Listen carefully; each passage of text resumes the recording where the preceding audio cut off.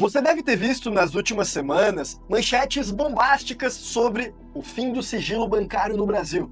A Isto É, por exemplo, publicou, abre aspas, que o STF quebra sigilo bancário. Entenda as repercussões e o que isso significa para sua privacidade, fecha aspas. Aí os portais de mídia especializada para juristas também postaram. O Migalhas dispôs que o STF valida a regra que manda bancos fornecerem dados de clientes ao fisco. Já o Jota dispôs que o STF autoriza que bancos compartilhem dados de clientes com os fiscos estaduais. E não foi só essas mídias não, na verdade foram vários portais de notícia, blogs, youtubers, advogados, contadores, economistas, empresários e por aí vai. Geral aí saiu compartilhando, comentando sobre o que ocorreu, sobre o suposto fim do sigilo bancário no Brasil. Essas notícias espalharam o pânico em muitos empresários, em muitos profissionais autônomos, profissionais liberais no geral e até em qualquer cidadão comum que valoriza a própria dignidade, a própria privacidade financeira. E claro, não é para menos, não ter mais sigilo bancário é algo que sim, é muito assustador. E nós tivemos a decisão do Supremo Tribunal Federal na ação direta de inconstitucionalidade número 7.276, que foi divulgada recentemente, que confirmou que os bancos podem sim compartilhar dados das suas transações financeiras com fiscos estaduais, inclusive sem que seja necessária autorização judicial. Isso significa que se você utiliza Pix, se você usa cartão de crédito ou débito, suas operações podem ser acessadas diretamente pelos fiscos estaduais para fins de fiscalização agora. Mas será que isso é agora? Será que isso realmente é algo novo? Bom, de certa maneira, sim, mas também não tão novo assim, não tanto quanto parece. O que pouca gente percebeu é que essa história de fim do sigilo bancário não começou agora com o STF dando mais essa margem de fiscalização para os fiscos estaduais. Na verdade, o sigilo bancário no Brasil, como aqueles mais céticos provavelmente já imaginavam, ele nunca foi tão absoluto assim. Na verdade, ele já vem sendo relativizado, dilapidado há décadas. Sim, lá atrás, quando nós tivemos a Constituição de 1988, eles colocaram algumas garantias de direitos para você. Falaram que você teria o direito de privacidade e proteção dos seus dados pessoais, incluindo informações financeiras, de modo que, para alguém ter acesso a esses dados, apenas, o entendimento predominante era, se houvesse uma ordem judicial para tanto. Então, no Brasil se tinha privacidade bancária, certo? Sim, pero no mucho, porque se a Constituição, de um lado, estabeleceu esse preceito de privacidade e por muito tempo nós tivemos o entendimento predominante de que era necessária uma ordem judicial para poder acessar as suas informações bancárias, por outro lado, ao longo dos anos, foram diversas as instruções normativas, as obrigações acessórias que vieram justamente para minar a sua privacidade bancária. Na verdade, ela já começou a ser dilapidada em 1989, um ano depois da Constituição Federal, quando teve a instituição da Declaração do Imposto de Renda Retido na Fonte, o DIRF. Sim, isso por si só não é que é uma quebra do seu sigilo bancário, da sua privacidade, mas, pense comigo, para que haja a retenção de imposto de renda na fonte, obviamente, precisa se revelar a operação financeira.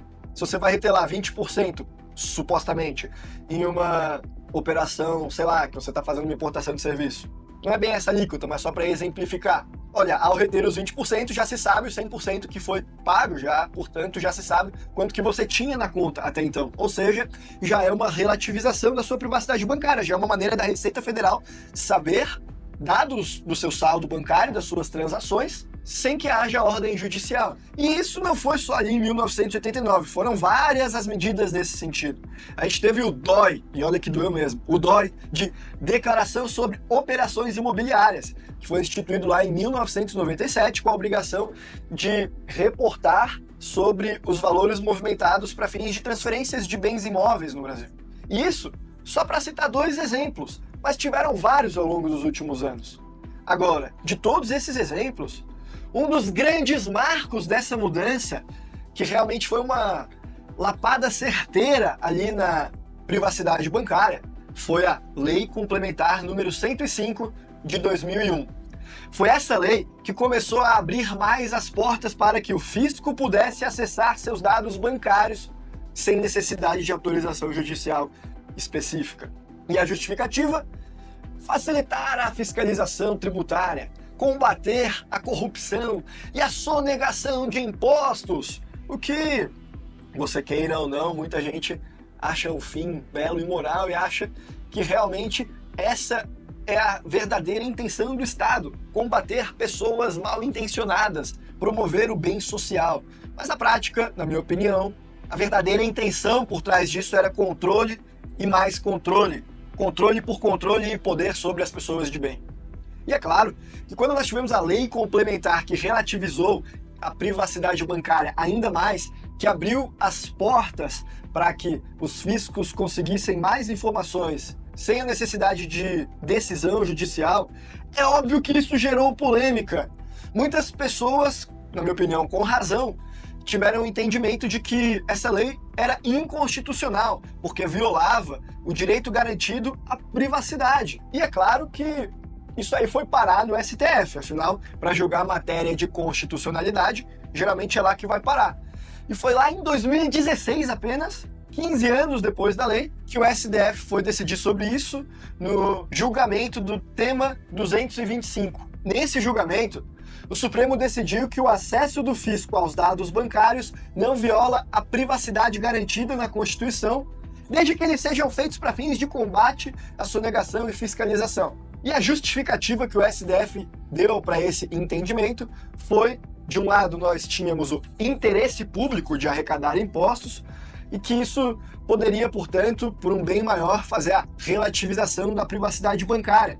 Além disso, ele também fez o entendimento de que, na hora que os bancos passam essas informações para a Receita Federal, por exemplo, para o Fisco Federal, eles não estariam quebrando o sigilo bancário. Na verdade, eles estariam compartilhando a obrigação de resguardar a sua privacidade bancária com a Receita Federal, com as autoridades fiscais. Então agora essa obrigação não é mais só do banco, é da Receita Federal também, porque ela também sabe, o banco foi obrigado a falar.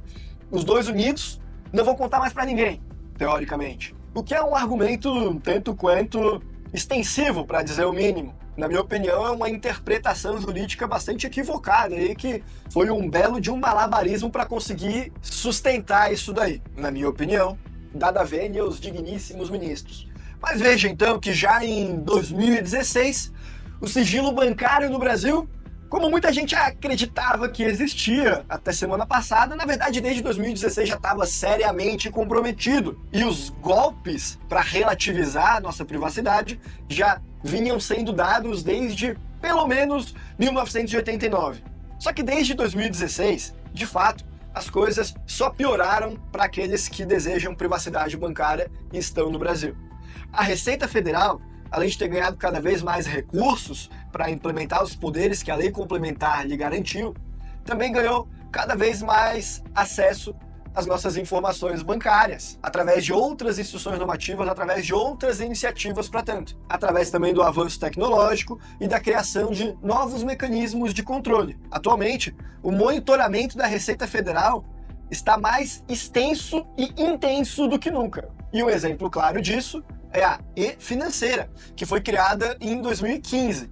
Com a E-Financeira, as instituições financeiras que estão no Brasil passaram a ser obrigadas a enviar periodicamente informações detalhadas sobre as suas contas de você lá nessa instituição, como o seu saldo, as suas movimentações financeiras acima de determinados valores e até mesmo o que você possui de investimentos por lá. Em outras palavras, desde a E-Financeira, a Receita Federal passou a ter um controle muito mais preciso sobre o que entra e o que sai nas contas bancárias de pessoas físicas e jurídicas no Brasil. E a coisa não para por aí. O Estado também passou a monitorar as suas operações com criptoativos em 2019, quando a Receita Federal obrigou as exchanges de criptomoedas que estão no Brasil a informarem todas as transações realizadas por lá pelos seus clientes, ou ainda você também a fazer a declaração e informar lá o nome da criptomoeda, os valores, as datas, as partes envolvidas nas operações. Tudo isso, supostamente, para garantir que ninguém esteja cometendo nenhum crime, para garantir que ninguém esteja usando criptomoedas ou contas bancárias para promover corrupção, para sonegação fiscal. Tudo isso, supostamente, em prol do que eles chamam de interesse público, porque, segundo o ordenamento jurídico brasileiro, a arrecadação tributária e a fiscalização é interesse público. Olha, se fizer uma enquete aí e perguntar para os brasileiros, eu tenho certeza que a maioria vai pensar diferente. Mas enfim, isso é outra conversa. Agora, talvez com tudo que eu contei até então, você já tenha percebido que de fato no Brasil não há sigilo bancário. Então, o que é que mudou nas últimas semanas? Por que é que esse assunto veio à pauta novamente? E será que você deve se preocupar ainda mais a partir de agora?